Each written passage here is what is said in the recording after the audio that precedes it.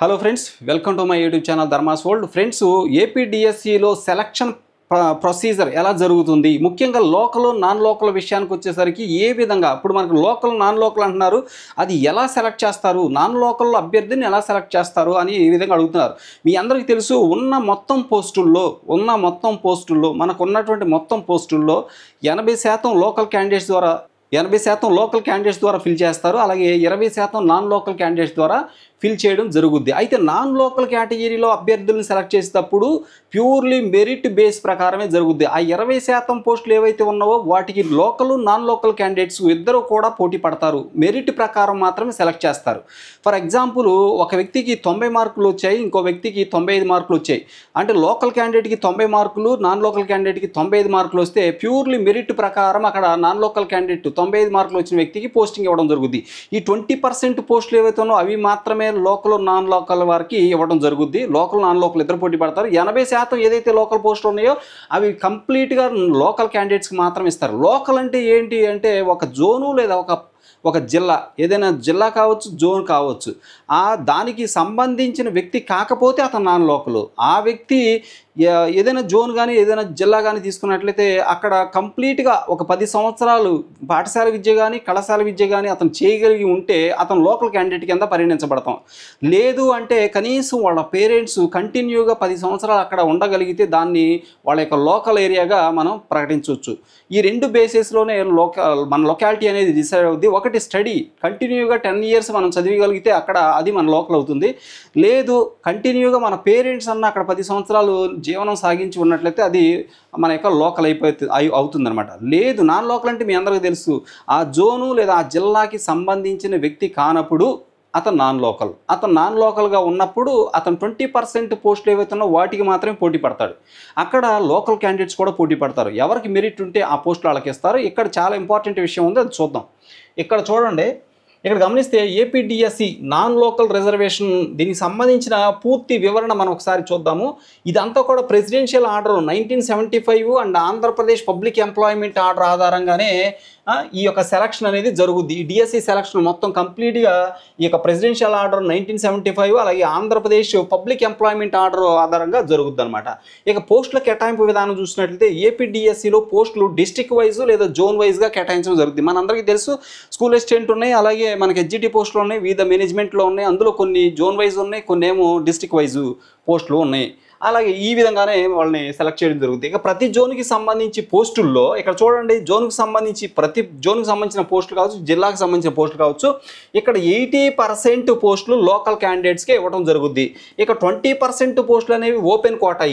ఈ ఓపెన్ కోటాలో లోకల్స్ ఉంటారు, నాన్ లోకల్ క్యాండిడేట్స్ కూడా ఉంటారు. వీళ్ళిద్దరూ కూడా కలిసి పోటీ చేస్తారు. లోకల్ క్యాండిడేట్స్ నిర్వచనం మనం గమనించినట్లయితే లోకల్ క్యాండిడేట్ అంటే ఎవరో, ఇదిగోండి, లోకల్ క్యాండిడేట్స్ అంటే లోకల్ క్యాండిడేట్స్గా పరిగణించబడడానికి అభ్యర్థి ఏదో ఒక ప్రమాణం అన్నమాట.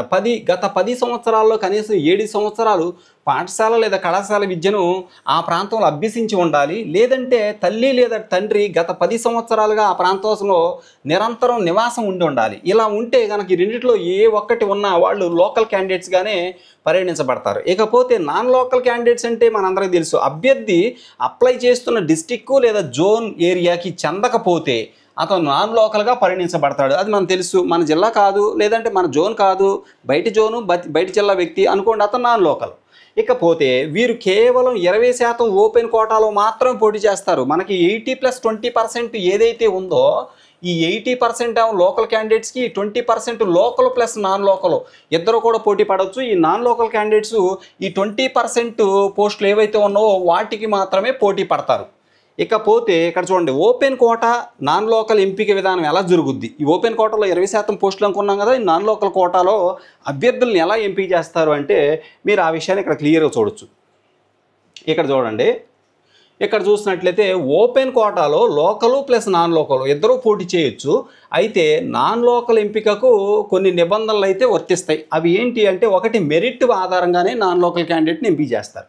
లోకల్ అభ్యర్థుల కంటే మెరిట్ ఎక్కువైతే మాత్రమే వాళ్ళు ఎంపిక అవుతారు. ఇంకొకటి క్యాస్ట్ కేటగిరీ ఆధారంగా కాకుండా ఎంపిక ప్యూర్లీ మెరిట్ బేస్డ్గా ఉంటుంది. మెరిట్ ప్రకారం మాత్రమే నాన్ లోకల్ పోస్టులు 20% పోస్టులు ఏవైతే ఉన్నాయో ఆ క్యాండిడేట్స్ని సెలెక్ట్ చేయడం జరుగుతుంది అన్నమాట. ఆ నాన్ లోకల్ క్యాండిడేట్ని కేవలం మెరిట్ ఆధారంగా మాత్రమే సెలెక్ట్ చేస్తారు.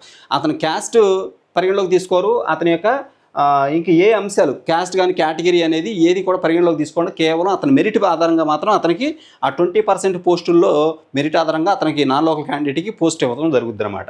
ఇక్కడ చూడండి ముఖ్యమైన నిబంధన ఏంటంటే, ఇక్కడ చూడండి ఇందులో ముఖ్యమైన నిబంధనలు ఏమున్నాయంటే, ఇక్కడ చూస్తే ముఖ్యమైన నిబంధనలు లోకల్ కోట 80% ఉన్నాయి కదా, ఈ లోకల్ కోట 80%లో నాన్ లోకల్స్కి అర్హులు కాదు, వాళ్ళకి ఎట్టి పరిస్థితుల్లో అందులోంచి పోస్టులు ఇవ్వరు.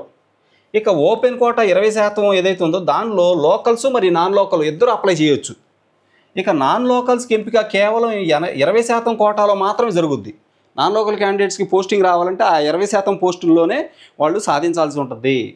ఇక ఉదాహరణకి ఇక్కడ చూడండి, ఒక మండలంలో 100 పోస్టులు ఉంటే 80 పోస్టులు లోకల్ క్యాండిడేట్స్కి మాత్రమే, 20 పోస్టులు ఓపెన్ కోటా కోసం ఇస్తారు. ఇది మనకు తెలుసు, మనకు తెలిసిన విషయమే కదా. 80% ఈ 100 పోస్టులు ఉన్నాయి అనుకోండి, ఒక మండలంలో 100 పోస్టులు ఉంటే 80 ఏమో లోకల్ క్యాండిడేట్స్కి, 20 ఏమో ఓపెన్ కోటాలో ఇవ్వడం జరుగుద్ది. ఈ 20 పోస్టుల కోసం locals non local candidates apply చేయొచ్చు. ఎంపిక మాత్రం మెరిట్ ఆధారంగా ఉంటుంది. ఉదాహరణకి లోకల్ అభ్యర్థికి 90 మార్కులు, నాన్ లోకల్ అభ్యర్థికి 95 మార్కులు వచ్చాయనుకోండి, ఎంపిక నాన్ లోకల్ అభ్యర్థిని ఎంపిక చేయడం జరుగుతుంది. ఎందుకంటే ఇతనికి ఎక్కువ ఉన్నాయి కాబట్టి ఇతన్ని నాన్ లోకల్ అభ్యర్థిని ఎంపిక చేయడం జరుగుతుంది పోస్ట్కి. ఇక ఓపెన్ కోటా ద్వారా 20% ఓపెన్ కోటా ఉంది కదా, దాని ద్వారా. ఇకపోతే ఇక్కడ మీరు ఇంకో విషయం గమనించండి, జోన్స్ ఇన్ ఆంధ్రప్రదేశ్ అంటే చూడండి, మనకి ఇంతకుముందు మనకి జిల్లాలు అయితే మారిపోయినాయి, 13 జిల్లాలలో 26 జిల్లాలు అయినాయి, కానీ జోన్ సిస్టమ్ అనేది మారలేదు. జోన్ సిస్టమ్ అంటే జోన్ 1 ఉంది. ఫర్ ఎగ్జాంపుల్ ఇంతకుముందు ఏమున్నాయి, శ్రీకాకుళం, విజయనగరం, విశాఖపట్నం జోన్ 1 కింద ఉంది. ఈస్ట్ గోదావరి, వెస్ట్ గోదావరి, కృష్ణా ఇవన్నీ కూడా జోన్ 2లో ఉన్నాయి. మరి గుంటూరు, ప్రకాశం, నెల్లూరు ఉన్నాయి 3వ జోన్లో ఉన్నాయి. అలాగే కింద ఉన్నటువంటి రాయలసీమ జిల్లాలు 4 కూడా 4వ జోన్లో ఉన్నాయి. సేమ్ అది ఇక్కడ కూడా. ఈ విధంగా ఏంటంటే డిఎస్సిలో non local reservation system presidential order ప్రకారం ప్యూర్లీ మెరిట్ ఆధారంగా జరుగుద్ది. కాబట్టి మీకు ఒక్క పోస్ట్ ఉన్నా 2 పోస్టులు ఉన్న నాన్ లోకల్ కేటగిరీలో ఒక్క పోస్ట్ ఉన్నా 2 పోస్టులు ఉన్నా మీరు తప్పనిసరిగా దానికి అప్లై చేయండి. మెరిట్ అంటే నాన్ లోకల్ క్యాండిడేట్స్ కూడా చాలా తక్కువ మంది అప్లై చేస్తారు. కాబట్టి అందులో మీరు మెరిట్ చూపగలిగితే ఆ పోస్ట్ మీకు రావచ్చు. కాబట్టి ఎట్టి పరిస్థితుల్లో కూడా ఈ విధంగా 80+20% ఏదైతే ఉందో, ఈ 80+20 దాని ప్రకారమే మీకు సెలక్షన్ జరుగుద్ది అనమాట. 80+20, ఈ 20 ఏమో నాన్ లోకల్ ప్లస్ లోకల్ ఇద్దరు కూడా అప్లై చేస్తారు. దీనికి నాన్ లోకల్ ప్లస్ లోకల్ ఇద్దరు అప్లై చేస్తారు. ఇవి మాత్రము కేవలం లోకల్ క్యాండిడేట్స్కి మాత్రమే ఇవ్వడం జరుగుద్ది. కాబట్టి 20% 100 పోస్టులు ఉన్నాయనుకోండి, ఖచ్చితంగా అక్కడ 20% నాన్ లోకల్ అభ్యర్థులకు అవకాశం ఉంది. కాబట్టి మీరు టాప్ 5లో ఉండగలిగారు అనుకోండి, ఖచ్చితంగా మీకు అక్కడ ఆ పోస్ట్ మీకు ఖచ్చితంగా వచ్చే అవకాశం ఉంటుంది అనమాట. కాబట్టి దాన్ని మీరు దృష్టిలో పెట్టుకొని ఎట్టి పరిస్థితుల్లో కూడా ఒక్క పోస్టు 2 పోస్టులు ఉన్నా కానీ మీ యొక్క జిల్లాలో మీకు మీ సబ్జెక్ట్లో పోస్టులు లేకపోతే నాన్ లోకల్లో ఖచ్చితంగా అప్లై చేయండి. ఖచ్చితంగా మీకు పోస్ట్ వస్తుంది అనమాట. Okay, thank you so much for watching. Please share this video and subscribe my channel. Thank you so much.